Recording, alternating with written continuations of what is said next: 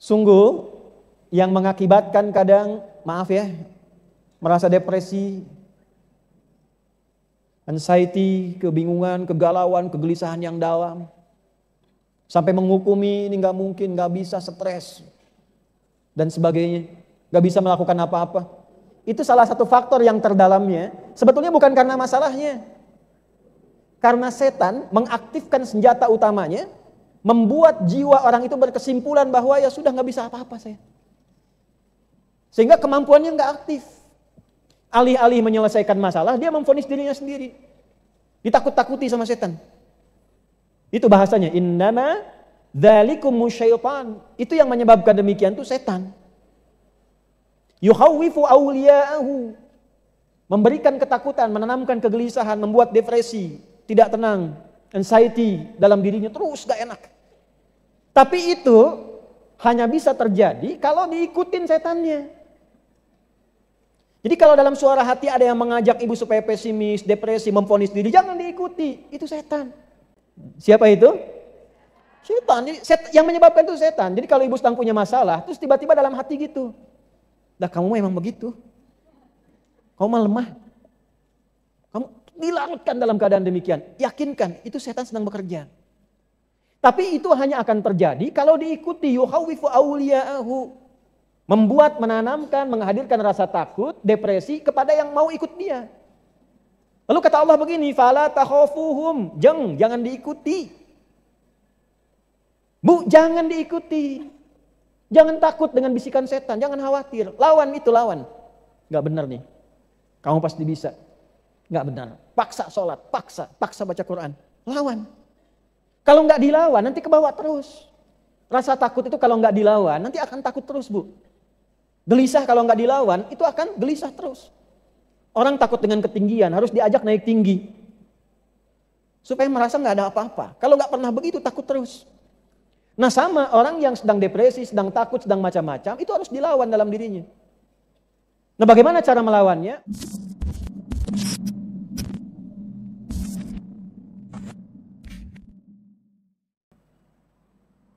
Walanabluwannakum. Ada? Dan aku pastikan dengan keagunganku akan menguji kalian yang hidup. Nah, jadi ujian itu hanya diberikan pada yang hidup. Yang meninggal sudah nggak diuji lagi. Tapi membawa pertanggungjawaban dari hasil ujian. Awas, jangan salah kesimpulan. Oh kalau sudah meninggal ujian akan hilang, nggak ada lagi. Jadi memutuskan mengakhiri hidup misalnya. Mohon maaf. Dengan keputusan itu justru itu jadi berat setelah meninggal. Karena dipertanggungjawabkan di hadapan Allah. Jangan salah kesimpulan. Ya, ambil rumusnya. Walanabluwannakum. Dan dengan keagunganku aku akan uji kalian yang hidup. Hidup berbanding lurus dengan ujian. Setiap orang yang hidup pasti diuji. Lompat dulu. Quran surah 2 ayat 286. La yukallifullahu nafsan illa. Allah tidak mungkin menguji seorang hamba di luar batas Berarti sifat ujian yang pertama, jika ada seorang hamba diuji, dia dinilai oleh Allah sanggup punya kemampuan mengatasi ujian itu. Gak mungkin Allah menguji seorang hamba kalau tidak sanggup. Jadi kalau ibu siapapun hadir hari ini sedang punya masalah, sedang punya persoalan, ibu harus punya keyakinan bahwa hanya ibu yang sanggup yang bisa menyelesaikan itu. Sebab kalau Allah tidak menilai sanggup, ibu gak akan mungkin dikasih. Ustadz Adi gak sanggup, makanya saya gak dikasih. Ibu yang sanggup. Harus yakin, karena gak mungkin Allah kasih kalau gak sanggup itu gak mungkin. Itu dulu. Nah, setiap orang hidup pasti ada ujian. Ya. Sifat ujian, perhatikan, sifat ujian berbanding lurus dengan kadar kesanggupan. Ujian, sifat yang kedua, diberikan bukan untuk membuat hamba bermasalah. Baik-baik, lihat. Bukan untuk membuat hamba bermasalah, tapi untuk meningkatkan kualitas hidupnya. Sebab setelah lewat ujian, nanti ibu akan mendapatkan kekuatan baru, tambahan kebaikan baru untuk mengatasi masalah berikutnya. Hukum ujian itu begitu, Bu. Kalau ibu sudah ujian, pasti naik kelas, bahasa gampangnya gitu. Ibu punya anak di SD, cucu ada? Mungkin nggak naik SMP kalau nggak ujian? Ujian dulu kan? SMP ke SMA, ujian nggak? Ujian dulu. Nah, ibu bisa paham yang seperti itu. Kenapa nggak dipakai logika itu untuk kehidupan? Jadi kalau sedang punya masalah, caranya bagaimana supaya merasa enak? Ketika sedang diuji, alhamdulillah, ini saya mau naik kelas, di depan saya ini, kalau saya lewat ini, ada hadiah yang Allah ingin kasih. Paham? Balik logika awal. Hidup sama dengan apa? Artinya sepanjang masih hidup pasti artinya kalau tidak ingin diuji berarti tidak ingin hidup. Pelan-pelan. Ujian bentuknya masalah. Setiap orang hidup pasti punya masa. Nah, ibu pun yang begini tenang, senang, manis-manis, senyum, belum tentu nggak punya masalah. Nah, tapi ya wajar karena kita sedang hidup pasti punya masalah. Kalau sudah wafat baru masalah Nah, pertanyaannya siapa yang tidak ingin punya masalah? Angkat tangan. Nah, sudah, kalau gitu jangan mengeluh. Jelas? Nah, di antara ujian itu, di antara masalah itu ada sifat-sifat dasar. Yang pertama apa? Minal khauf, nomor 1 urutannya, gelisah. Ujian yang pertama, khauf ini.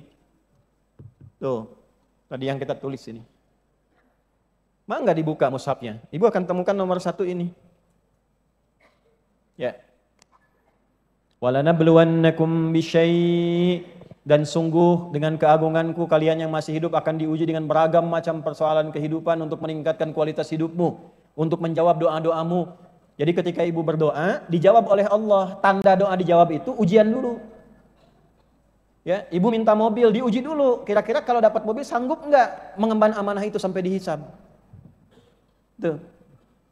Itu poinnya. Lalu diberikan ujian. Makanya kalau ibu sedang diuji, ibu harus bersyukur. Karena itu tanda awal Allah ingin menjawab doa ibu. Itu cara melihatnya begitu. Kalau tidak belajar fikih ujian, nggak enak rasanya. Kenapa harus saya ya Allah? Kenapa engkau tidak berikan pada Ustadz Adi aja? Tidak begitu juga. Jelas, minal khauf. Yang pertama apa? Khauf. Jadi ini ujian pertama, ini fitrah. Jadi nggak bisa kita katakan galau, hilanglah dalam jiwaku. Ya hilang juga rohnya. Kan melekat pada jiwa. Kegelisahan, ketakutan, kekhawatiran bagian dalam hidup. Walju', rasa lapar. Nunggu, pengen duduk, sap-sap paling depan dari awal belum sarapan. Wa naqsi minal amwal, kemarin sukses, jualannya banyak, sekarang berkurang, omsetnya turun. Kan? Wal anfus, sakit, ada kerabat yang meninggal dan sebagainya. Wat thamarat, apa di situ thamarat diartikan? Buah-buahan. Nah itu agak kurang lengkap. Kalau buah-buahan berarti hanya tukang buah yang diuji. Ya, tukang cakwe tidak diuji. Campur nggak diuji. Thamarat itu menggunakan kata kiasan, majaz. Ya, itu isti'arah di ilmu balaghah, diambil satu kiasan. Maksud thamarat itu hasil kerja keras kita diambil orang. Ibu nanam pohon, dari tumbuh awal, sudah berbuah, besok mau dipanen, malamnya diambil orang. Itu maksudnya. Ibu sudah kerja keras, sudah bikin macam-macam, bikin desain begini, tiba-tiba diambil orang yang bikin pakaiannya. Bisa begitu. Ya, ada ujian begitu, ada nggak? Nah, nanti ada cara menyelesaikannya supaya nggak galau. Nanti. Khauf. Dah, satu ya. Jadi saya ingin tekankan dulu bahwa khauf ini ujian awal, gelisah ini diciptakan bersamaan dengan fitrah kehidupan kita. Apa hikmahnya? Satu, kenapa mesti ada gelisah, mesti ada galau? Satu tadi sudah dijawab di Quran surah ke-91 ayat 7 sampai 10. Secara singkatnya, gelisah diciptakan untuk bisa mengaktifkan tenang itu supaya muncul. Bahasa kerennya sebagai katalis yang menstimulus ketenangan itu muncul.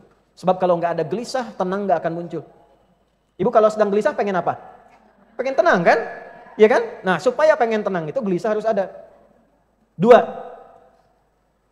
Hikmah dari adanya kegelisahan, supaya kita merasakan nikmatnya bertuhan. Untuk menunjukkan bahwa Allah itu ada. Untuk menunjukkan dan mengamalkan sifat tawakal. Wa ala rabbihim yatawakkalun. supaya terkoneksi dengan Allah, terhubung dengan Allah. Tuh, ibu kalau sedang gelisah, berdoa enggak? Nyebut nama Allah enggak? Ya, ibu keluar mendung nih, gelisah. Kan fitrah lisan ibu mengatakan langsung, ya Allah, gelap, mendung, ya kan? Macet, gelisah, ya Allah, macet. Sedang ngaji, hujan turun, ya Allah, hujan. Ibu ke pasar, barangnya mahal, ya Allah. Jelas? Ya kan? Ibu ngatur anak-anak, gak mau nurut. Oh, ya Allah, berisik tuh. Ya kan? Anak-anak diatur, dirawat, gak mau nurut, apa yang keluar di lisan? Ya Allah, tuh. Itu sudah fitrah di lisan.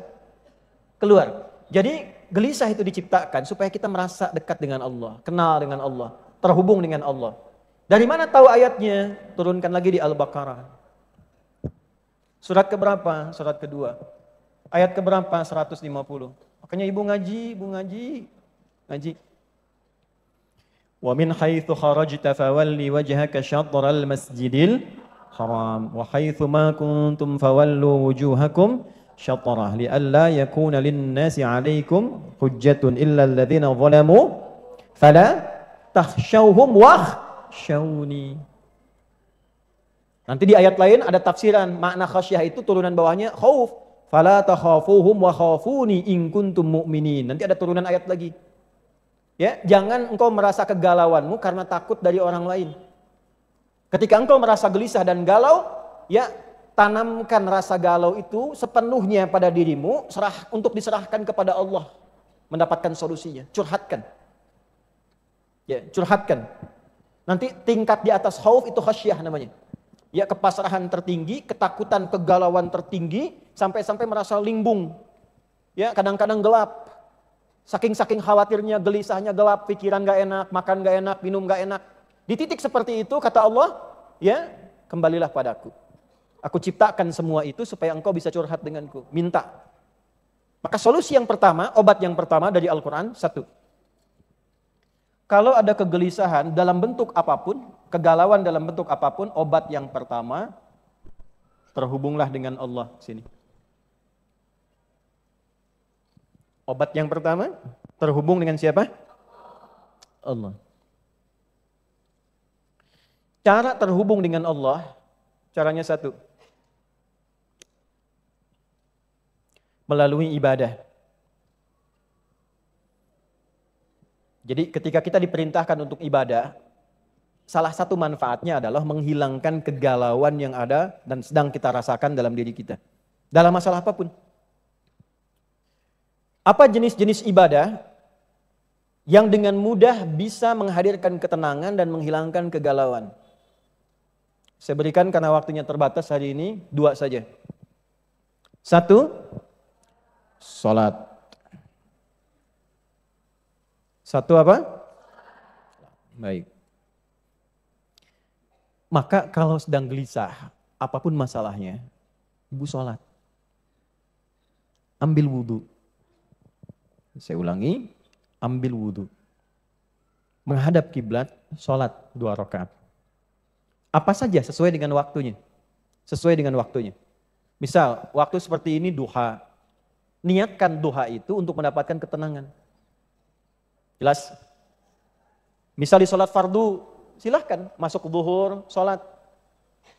Walaupun sifatnya wajib, niatkan dalam kewajiban itu saat sujud minta ketenangan. Dalam sunnah qobliyahnya, sunnah ba'diyahnya. Waktu sholat paling bagus untuk mencurhatkan isi hati kita supaya mendapatkan ketenangan, itu ada dalam tahajud, sholat malam. Ini dirinci lagi, saking rinci loh Bu. Karena Allah yang menciptakan kita, Allah paling tahu tentang kita. Sholat malam. Ini obat pertama. Ditemukan di mana? Al-Muzammil. Di ayat keberapa? Ayat ke-6. Inna nasyi'atal laili hiya ashaddu wata'aw wa aqwamu qila. Sungguh, jika engkau bisa bangun malam untuk menunaikan salat malam itu asyaddu wat'a, sentuhan kepada hatinya lebih kuat. Jadi ibu kalau ingin mengeluarkan rasa di dalam hati, yang tersentuh pada jiwa, mengeluarkan segala macam yang dirasakan, kekalutan, kebingungan, lalu dikeluarkan dalam doa kita, wa aqwa muqila, itu lebih kuat dampaknya kepada jiwa. Paling cepat mengatasi kegelisahan. Makanya orang kalau bangun malam, sering tahajud, sering sujud dengan benar, itu salah satu dampaknya lebih banyak menenangkan pada hatinya. Cenderung menyikapi apapun dengan tenang. Ibu kalau pengen jadi pribadi yang lebih tenang, rajin tahajud. Satu. Nanti dalam sujud ibu curhatkan, sholat sunnah boleh ibu curhat. Dengan bahasa hatinya keluarkan. Biarkan air matanya mengalir. Gak apa-apa, nangis aja gak apa-apa. Nangis aja. Sampai ibu udah gak bisa nangis lagi, terus. Kalau belum bisa, nangis. Kalau belum bisa lagi, nangis. Kalau belum bisa, tangisi diri ibu yang belum bisa nangis. Terus, minta. Di mana rumusnya? Nabi Yakub tadi. Innama ashku bathi wa khuzni ilal. Allah, di Quran surat 12, Yusuf ayat 88. Ya, 88, 89 ibu cek tuh. Sudah? Jadi bentangkan sajadah, minta itu solusi pertama, obat yang pertama. Kalau masalahnya siang, gak harus tunggu malam. Ambil wudhu, sholat. Kalau tidak ada waktu sholat yang lain, yang rawatib, yang wajib, ambil yang mutlak. Apa yang mutlak? Sholat wudhu. Selesai wudhu, sholat, niatkan itu, curhatkan sama Allah dalam sujud, minta. Apa dalilnya? Hadis Nabi. Dari siapa? Ibnu Abbas radhiyallahu ta'ala anhuma. Apa bunyinya? Innama aqrabal abdi min rabbihi wa huwa sajidun fa'akthirud du'a. Keadaan terdekat antara seorang hamba dengan Allah itu saat sujud. Maka perbanyaklah doa dan curhatanmu saat sujud itu. Ada enggak doa spesifik yang bisa dibaca mengentaskan galau dalam sujud? Ada. Bahkan bisa dibaca di luar sujud. Ditemukan di mana? Di Sunan Abu Daud. Nomor berapa? 1555. Sunan Abu Daud. Nomor hadis 1555. Siapa yang meriwayatkan hadis ini sampai ditemukan dari Nabi? Sahabat Nabi, namanya Abu Sa'id Al-Khudri. Apa bunyi doanya? Bu boleh catat ini. Kalau nanti sambil agak lambat, buka lagi rekamannya. Ibu boleh cek satu-satu ya. Ibu boleh ikuti. Allahumma inni a'udzubika minal hammi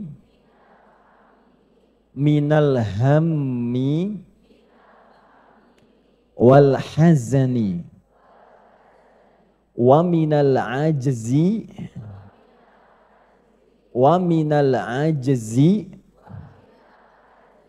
wal kasali wa minal jubni wal bukhli wa min ghalabatid daini wa min ghalabatid daini wa qahrir rijali. Itu ijazah doanya langsung dari Nabi. Kalimatnya itu indah sekali. Disampaikan oleh Abu Sa'id Al-Khudri, diajarkan dari Nabi. Maukah engkau aku ajarkan satu doa yang kalau engkau bacakan itu hilang semua galau. Mungkinlah. Saya terjemahkan ya. Duhai Allah, aku merendah di hadapanmu. Jadi kalau Allahumma itu sambil kita memiliki sifat merendah. Itu gabungan dari ya Allah tapi dalam bentuk perendahan. Sungguh aku berlindung kepadamu dari kegalauanku saat ini dan kesedihanku yang aku rasakan. Kalau bahasa dalamnya begini, ya Allah, engkau tuh maha tahu, aku sedang begitu sedih hari ini. Begitu gelisah, begitu galau akan persoalan hidupku. Aku berlindung kepadamu dari segala kegalauan dan kesedihan yang aku rasakan hari ini. Wa minal ajzi wal kasali, dan aku berlindung padamu dari kelemahanku untuk mengatasi ini. Engkau yang maha kuat. Engkau yang bisa menghilangkan. Engkau yang bisa memberi solusi. Wal kasali, dan dari kemalasanku yang mungkin dengan malas itu masalahku tidak pernah tuntas. Wal jubni wal bukhli, dari sifat penakutku. Ada jenis kegelisahan tuh karena penakut bu, karena takut. Takut kalau bicara pada suami, suaminya malah marah. Takut kalau bertindak pada anak, anak malah lari. Maka kita serahkan kepada Allah yang punya dan memiliki hati suami, hati anak, hati tetangga dan sebagainya. Jubni wal bukhli, rasa pelit. Mungkin masalah ini hadir karena saya ini pelit. Pelit berbagi, pelit cerita, pelit senyum, pelit berbuat baik. Wa ghalabatid daini, ya Allah mungkin kegelisahan, ketakutan, kekhawatiran ini karena terlilit utang piutang. Pikiran banyak. Wa qahrir rijal, dan diintimidasi oleh orang. Terasa kan? Jadi kalau tidak disebutkan kapan kejadiannya, siapa yang mengalami, ini artinya 6 hal yang disebutkan dalam doa ini akan dialami siapapun di setiap masa. Tidak ada orang tidak gelisah. Ustadz juga gelisah. Ustadz juga sedih. Sedih kalau nerangkan 2 jam jamaah nggak paham-paham. Ya, sehingga masuk pada kategori yang keempat dalam berpikir. 1, ada jamaah yang berpikir. 2, ada jamaah yang sedikit berpikir. 3, ada jamaah yang tidak berpikir, yang penting datang lihat ustadz selesai. 4, ini yang repot, ada jamaah yang pikiranun. Jadi pikiran buat ustadz. Itu doanya tadi ya. Tolong dipegang, dirangkum saat sujud, minta. Tapi mintanya pakai hati. Ya, selesai sholat minta. Mintanya merendah, makanya pakai Allahumma. Jangan, kalau berdoa sama Allah jangan mengangkat diri. Ya Allah, Engkau tahu kan aku sedang sedih. Nah, itu buang sifat begitu ya. Nah ini obat yang pertama, tunaikan dalam sholat. Kalau bisa waktunya kapan Tapi kalau punya masalah siang tidak harus tunggu malam. Kalau doa tadi ingin dijadikan zikir, ya bacakan itu dalam kesempatan pagi dan petang. Pagi setelah sholat subuh, petang setelah sholat asar. Jelas? Baca, insya Allah terjaga. Tapi harus punya keyakinan. Saya ulangi dulu sebentar, paham tidak? Jelas. Jadi obat galau yang pertama apa? Kalau sedang punya masalah, curhatnya dalam bukan di Instagram, bukan di Facebook. Jadi jangan pernah setelah kajian ini menulis lagi di Instagram. Aminkan ya. Gagal saya ngajar hari ini. Ya, jelas? Bikin status, galau, sholatlah. Jelas? Mungkin bukan karena hartamu yang kurang banyak, bukan karena kedudukanmu yang kurang tinggi, mungkin karena sholatmu yang kurang terhubung dengan Allah secara baik. Itu yang menjadikan kegalauanmu tidak pernah tuntas. Bikin di bawah, tenang itu sederhana. Sholat. Yo, bikin status tuh.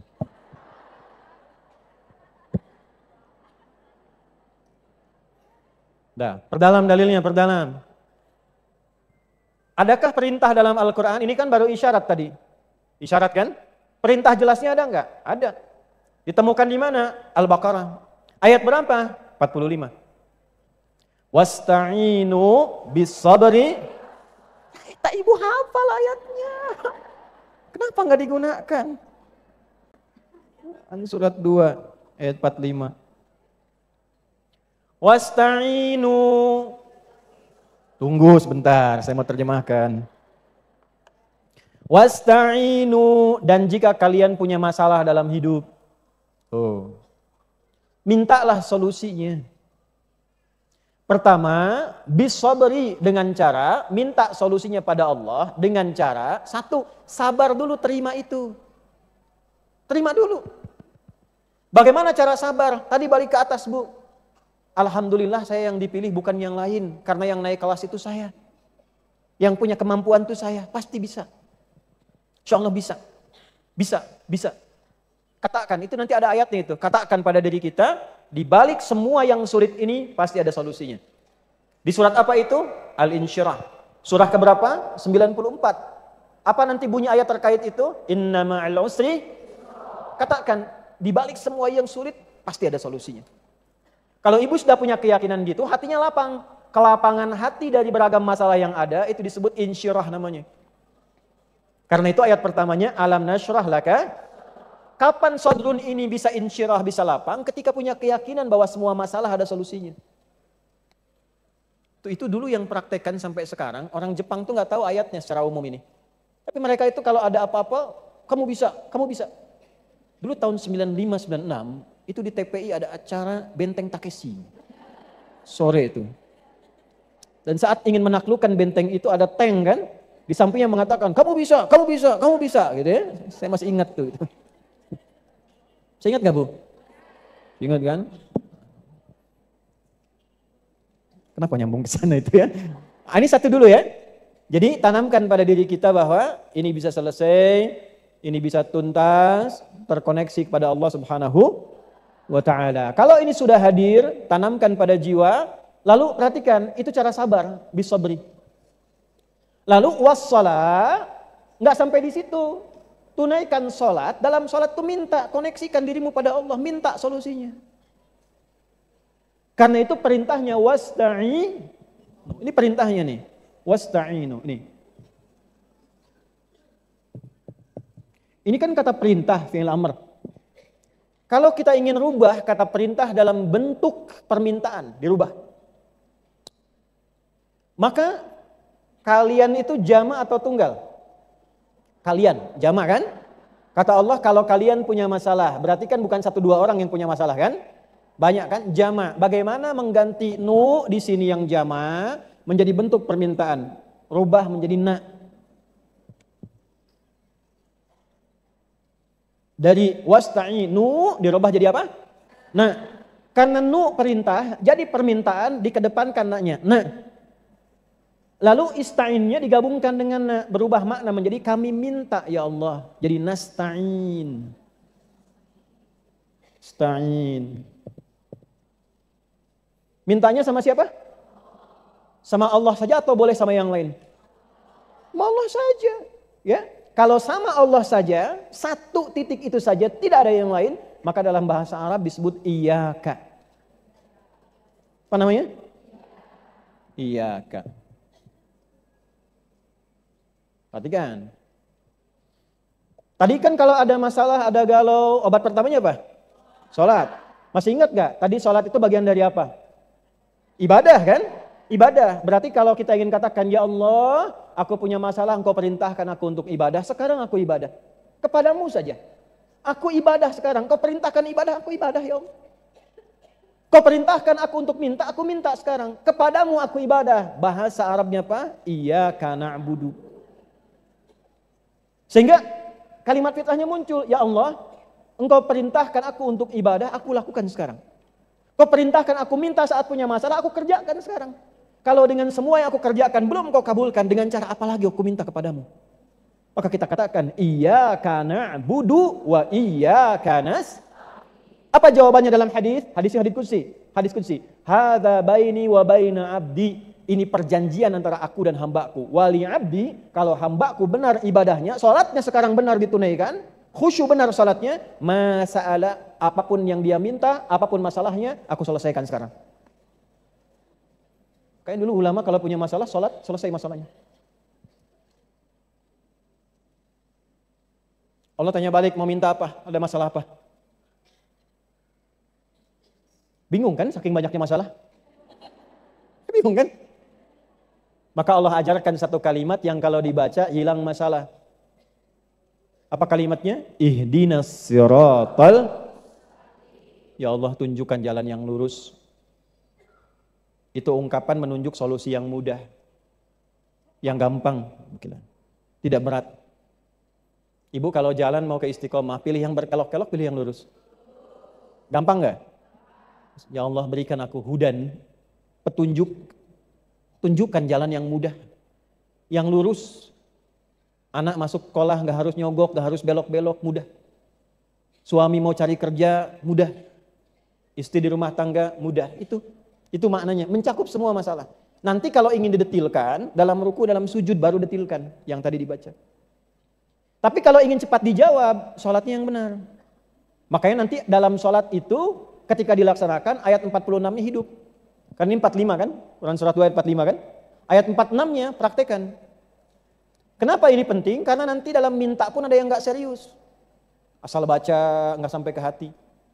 Ibu ketika menyebutkan iyyaka na'budu wa iyyaka nasta'in, rasakan masalah apa yang sedang dimiliki.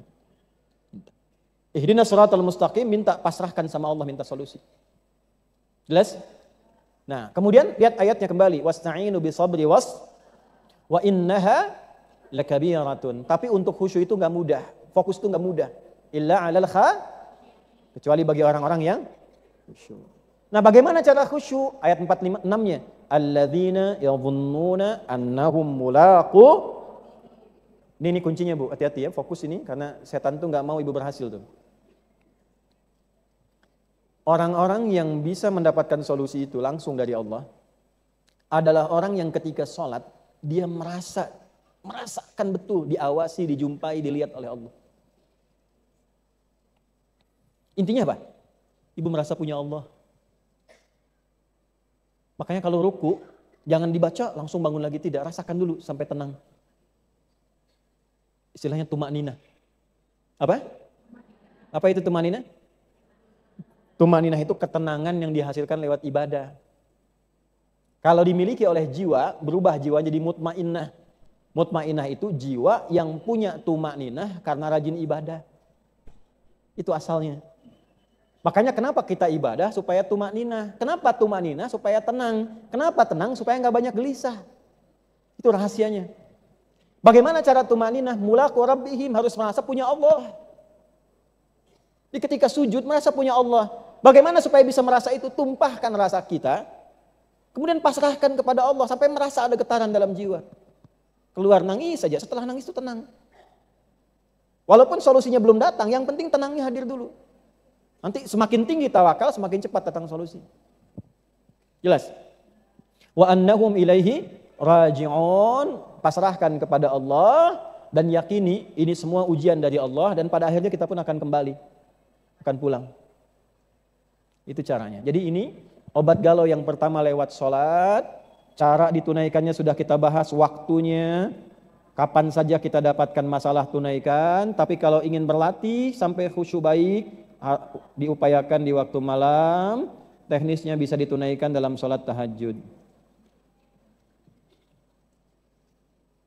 Karena itu nanti dalam ayat tahajud, setelah tahajud masalah, setelah masalah syifa. Syifa itu obat hati. Ditemukan di mana? Quran surat 17. Ayat berapa? 79 sampai 82. Nah, di 82 itu ada syifanya. Dah. Jelas ya? Paham insyaallah? Jadi kalau sedang galau, sedang punya masalah, sekarang ambil wudhu Dua Al-Quran. Dua apa? Al-Quran. Masya Allah.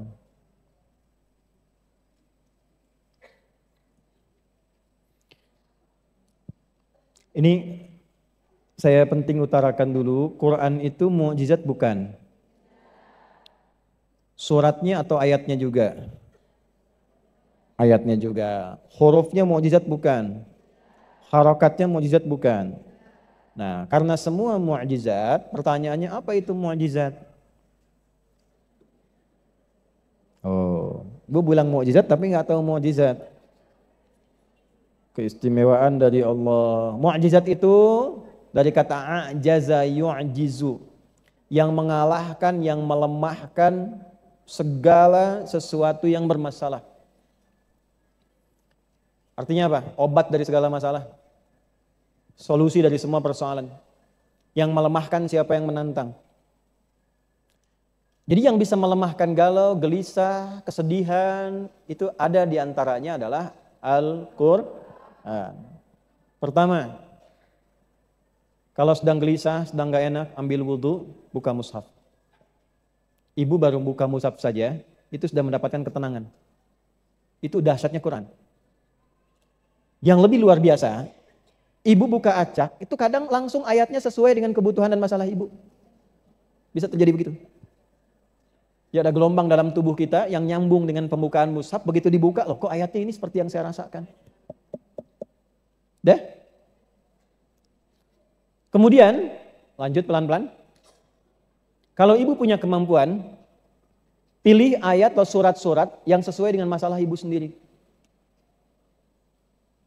Tapi ini tidak mudah. Kadang harus tanya. Ya, misal saja. Ada masalah di rumah tangga dengan suami misalnya.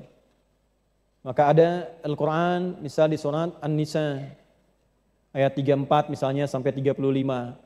Itu kalau sudah fatal-fatal sekali dan sebagainya, ya. Ada masalah dengan anak misalnya, Quran surat 17 ayat 23 sampai dengan 27. Anak masih kecil, cucu kecil dibawa-bawa supaya lurus ke depannya, khawatir jadi apa? Quran surat 31 Luqman tuh. Bisa dari ayat 12 sampai 19 ya. Misal. Kemudian nanti ada surat-surat yang menjaga kita tiap pekanan. Misalnya nanti kalau malamnya itu Yasin, ada fadilahnya.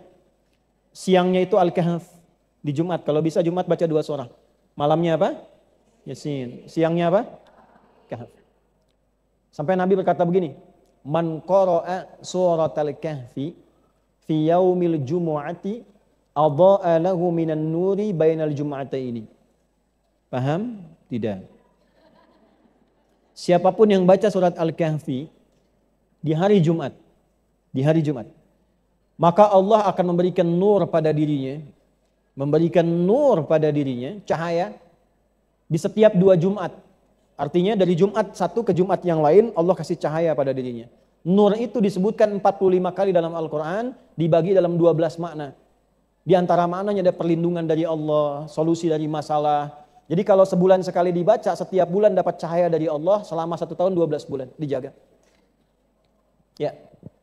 Jadi kalau nanti di surat Yasin ada penjagaan pada jiwa, di surat Al-Kahf penjagaan kepada raga. Jelas? Kalau sedang sedih di rumah tangga, masalah banyak dan sebagainya, surat Yusuf misalnya. Surat Yusuf.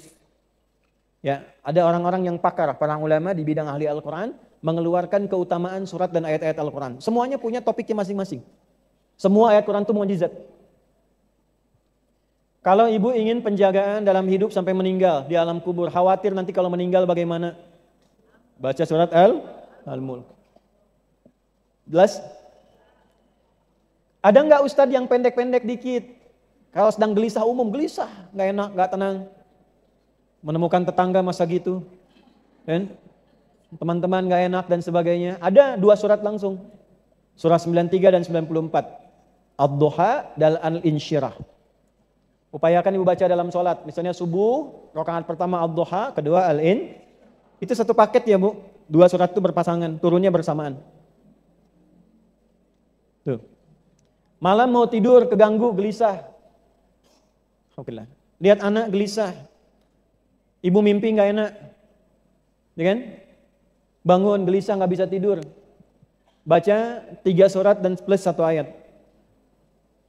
3 suratnya membuat kita akan lebih merasa nyaman, lebih dingin, lebih adem, lebih cool. Maka 3 cool. Qul huwallahu ahad. Qul a'udzu birabbin. Nah, 3 surat ini membuat diri kita lebih cool. Terlindungi. Disebut dengan muawwadzatis salat. 3 surat minta perlindungan dari kegalauan akibat gangguan-gangguan syaitan. Jadi ada nanti dari 7 itu, selain makna tawakal kepada Allah, makna khauf juga, memang satu andalannya setan, senjata andalan setan untuk membuat manusia frustasi sampai mengakhiri hidup. Ditemukan di mana itu? Ali Imran, pindah. Surah keberapa? Ketiga. Ayat berapa? 175. Innama dzalikumus syaitanu yukhawwifu awliya'ah. Quran surah ketiga ayat 175. Ada? Innama dzalikumus syaitanu yukhawwifu awliya'ahu fala takhafuhum wa khafuni in kuntum mu'minin. Itu yang tadi saya katakan, tafsir dari yang Al-Baqarah ayat 150 salah satunya. Sungguh yang mengakibatkan kadang, maaf ya, merasa depresi, anxiety, kebingungan, kegalauan, kegelisahan yang dalam. Sampai menghukumi ini nggak mungkin, nggak bisa, stres dan sebagainya, nggak bisa melakukan apa-apa. Itu salah satu faktor yang terdalamnya. Sebetulnya bukan karena masalahnya, karena setan mengaktifkan senjata utamanya, membuat jiwa orang itu berkesimpulan bahwa ya sudah nggak bisa apa-apa saya, sehingga kemampuannya nggak aktif. Alih-alih menyelesaikan masalah, dia memvonis dirinya sendiri, ditakut-takuti sama setan. Itu bahasanya, innama dzalikumus syaitan. Itu yang menyebabkan demikian tuh setan. Yukhawwifu awliya'ahu. Memberikan ketakutan, menanamkan kegelisahan, membuat depresi, tidak tenang, anxiety dalam dirinya, terus gak enak. Tapi itu hanya bisa terjadi kalau diikutin setannya. Jadi kalau dalam suara hati ada yang mengajak ibu supaya pesimis, depresi, memvonis diri, jangan diikuti, itu setan. Bu, jangan lihat saya begitu, setan itu yang, bukan saya. Saya ulang ya. Siapa itu? Setan. Yang menyebabkan itu setan. Jadi kalau ibu sedang punya masalah, terus tiba-tiba dalam hati gitu. Dah kamu memang begitu. Kamu mah lemah. Kamu dilarutkan dalam keadaan demikian. Yakinkan, itu setan sedang bekerja. Tapi itu hanya akan terjadi kalau diikuti. Yukhawwifu awliya'ahu. Membuat, menanamkan, menghadirkan rasa takut, depresi kepada yang mau ikut dia. Lalu kata Allah begini, fala takhafuhum. Jangan diikuti. Bu, jangan diikuti. Jangan takut dengan bisikan setan, jangan khawatir. Lawan itu, lawan. Gak benar nih. Kamu pasti bisa. Gak benar. Paksa sholat, paksa baca Quran. Lawan. Kalau gak dilawan, nanti kebawa terus. Rasa takut itu kalau gak dilawan, nanti akan takut terus, Bu. Gelisah kalau gak dilawan, itu akan gelisah terus.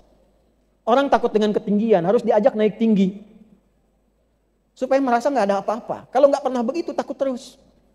Nah sama orang yang sedang depresi, sedang takut, sedang macam-macam, itu harus dilawan dalam dirinya. Nah bagaimana cara melawannya? Wa khafuni in kuntum mu'minin. Pasrahkan semua kekhawatiran, kegelisahan itu kepadaku, kata Allah. Kalau kamu memang beriman padaku, ditanya imannya. Tuh yang khawatir, yang galau, gelisah, memvonis diri, ditanya balik sama Allah, kamu beriman gak? Imannya dipertaruhkan. Hanya orang beriman yang mau mengaktifkan imannya. Aktifkan imannya, Bu. Sehingga ketika iman itu hadir, aman diri kita.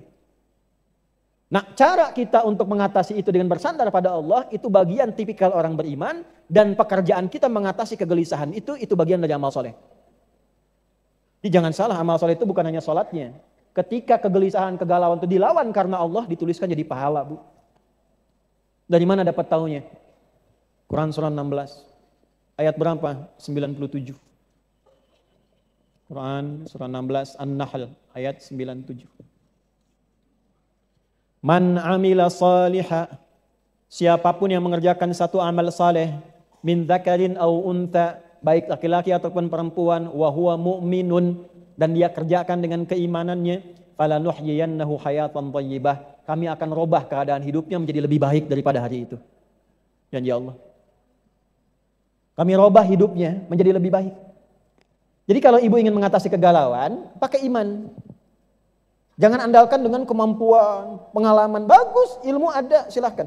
Konsultasi pada psikolog boleh, silahkan, gak apa-apa. Lakukan. Ibu tanya pada orang, silahkan. Tapi dalam diri kita sudah ada anti galaunya. Kalau keluar antibody, kalau galau anti, ada antinya. Bagaimana mengaktifkannya? Pakai imannya. Wa huwa mu'minun, minta sama Allah amal soleh. Apa amal soleh terkait dengan itu? Yakinkan pada Allah, lawan godaan setannya. Jangan diikutin, jangan dibawa ke depresi, dibawa ke pikiran dalam. Untuk apa? Apa ibu dengan seperti itu selesai masalah? Tidak. Ibu mau vonis diri, gak bisa tidur, gak bisa apa-apa. Divonis diri gak bisa, gak akan selesai masalah. Lebih baik lawan perasaannya, nanti setelah itu tenang, hadapi dengan berikhtiar. Lawan dulu, itulah amal soleh. Saat ibu bisa melakukan itu, dituliskan pahala. Apa yang terjadi? Falanuhyiyannahum hayatan thayyibah. Aku akan robah hidup orang itu, kata Allah, menjadi lebih baik daripada keadaannya sekarang. Tuh. Walanajziyannahum ajrahum bi ahsani ma kanu ya'malun. Di akhirat itu dinilai sebagai pahala dan dikasih anugerah surga terindah saat pulang kepada Allah. Tahu nggak tempatnya di Al-Quran disebut apa?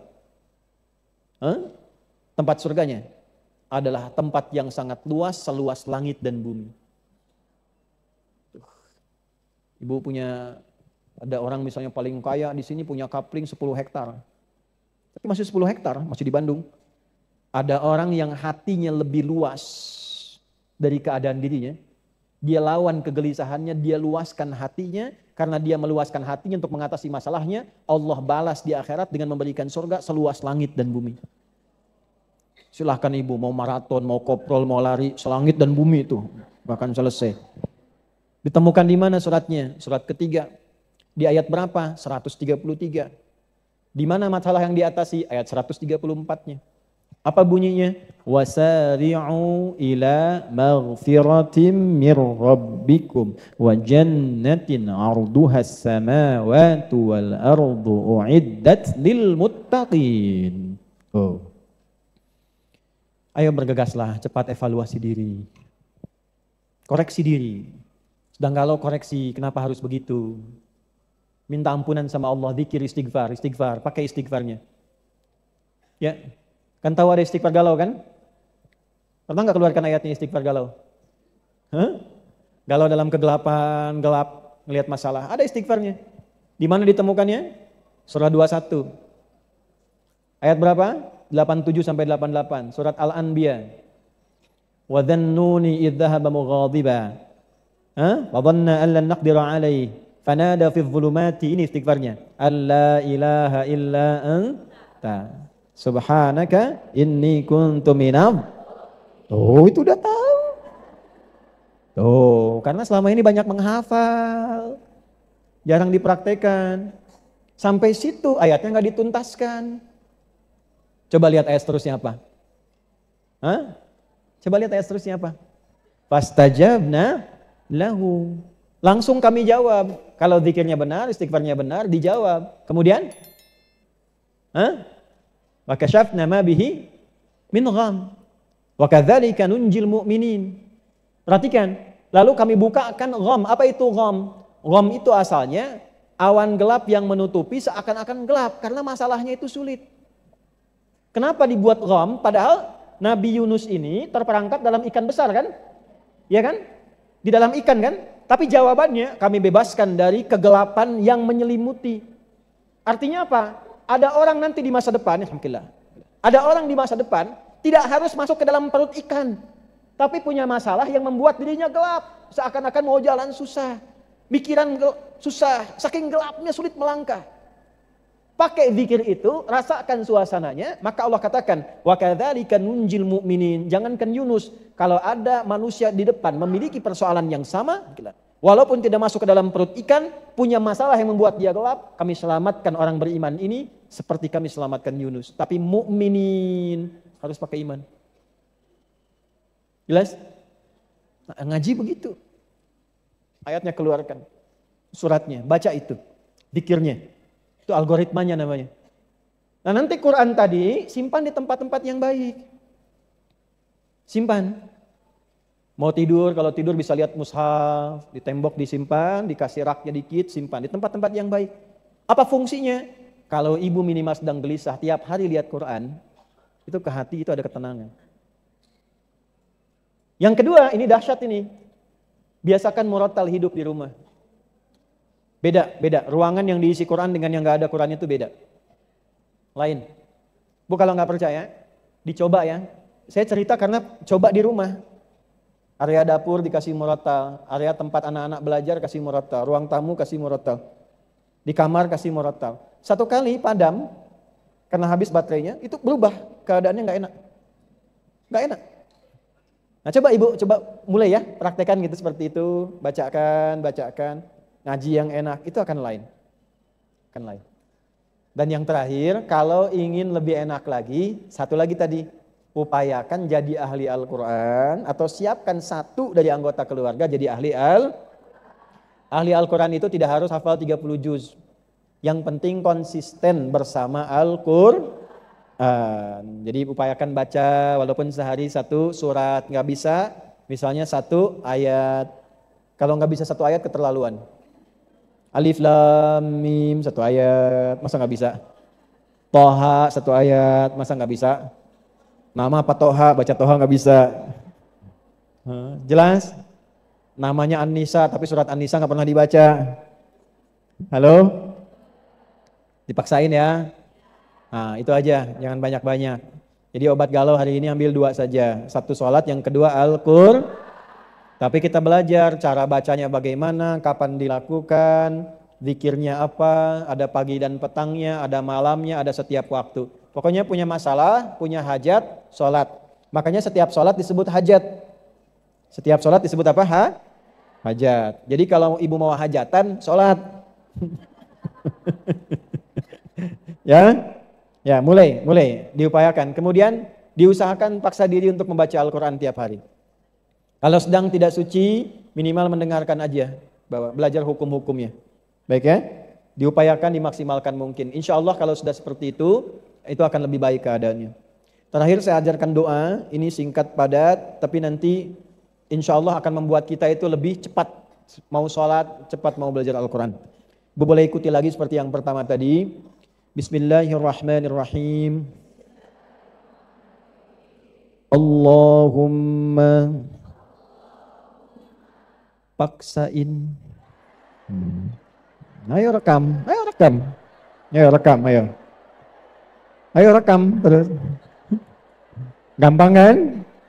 Allahumma paksa dari sekarang ya.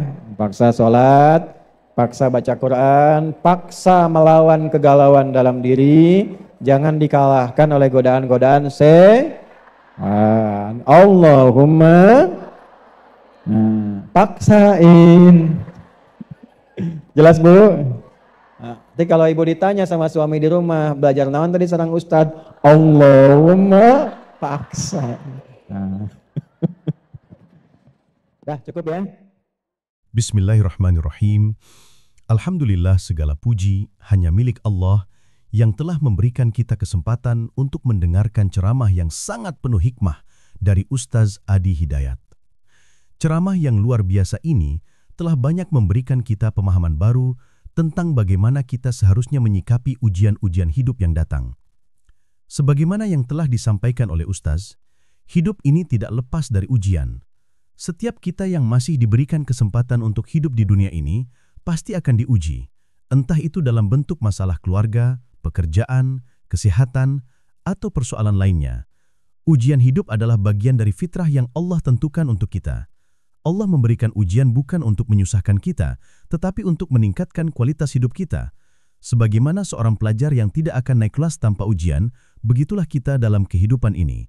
Setiap ujian yang kita hadapi, jika kita hadapi dengan sabar dan tawakal, akan membuat kita naik ke level yang lebih baik dalam kehidupan ini. Ustaz Adi Hidayat juga mengingatkan kita bahwa Allah tidak akan memberikan ujian yang melebihi kemampuan kita. Jika kita sedang menghadapi masalah, itu artinya kita punya kemampuan untuk menyelesaikannya. Jangan pernah berpikir bahwa masalah itu terlalu besar atau terlalu sulit untuk kita hadapi.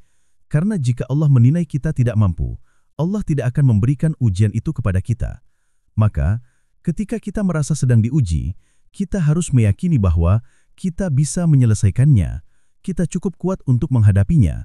Sebagaimana Allah berfirman dalam surah Al-Baqarah ayat 286, Allah tidak akan menguji seseorang di luar batas kemampuannya. Ini adalah janji Allah yang harus kita yakini sepenuhnya. Namun seringkali kita merasa galau dan cemas ketika menghadapi ujian hidup. Perasaan galukan itu adalah bagian dari fitrah. Rasa gelisah yang kita rasakan adalah katalis untuk mencari ketenangan. Kita tidak akan bisa merasakan ketenangan jika kita tidak mengalami kegelisahan terlebih dahulu. Kegelisahan itu mengajarkan kita untuk mencari Allah, untuk merasakan kedekatan dengannya. Ketika kita merasa galau, kita menjadi lebih dekat dengan Allah, kita lebih sering berdoa, dan kita lebih sering beribadah. Salah satu cara yang paling efektif untuk mengatasi galau adalah dengan mendekatkan diri kepada Allah melalui sholat. Sholat bukan hanya kewajiban, tetapi juga sebuah sarana untuk mendapatkan ketenangan hati. Dalam sholat, kita bisa mencurahkan segala keluh kesah kita, memohon petunjuk dan solusi dari Allah. Ustaz Adi Hidayat menekankan bahwa salat tahajud, yaitu salat malam, adalah waktu yang paling tepat untuk berbicara dengan Allah. Dalam sepertiga malam yang terakhir, Allah turun ke langit dunia dan mendengarkan doa-doa hambanya yang memohon ampunan dan petunjuknya. Maka mari kita manfaatkan waktu ini untuk memohon ketenangan dan solusi atas masalah yang sedang kita hadapi. Selain salat, doa juga memiliki peranan yang sangat besar dalam mengatasi galau. Ustaz mengajarkan kepada kita sebuah doa yang diajarkan langsung oleh Nabi SAW, doa yang bisa membantu kita mengatasi kegalauan dan kesedihan.